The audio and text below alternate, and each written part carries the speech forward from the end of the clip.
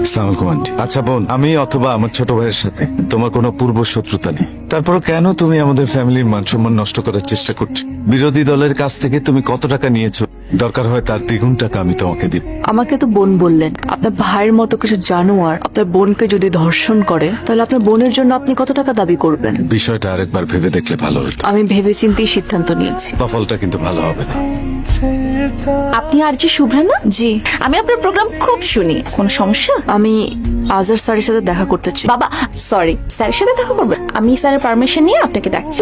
রাত তখন 11টা-12টা বাজে। শো শেষ করে ব্যাক করছিলাম বাসার দিকে।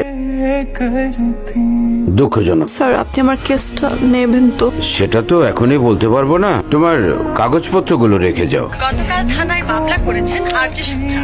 আজ এই শহরের বিশিষ্ট আইনজীবী আজাহার চৌধুরীর সহযোগিতার জন্য তার সঙ্গে দেখা করেছেন শুভ্রা।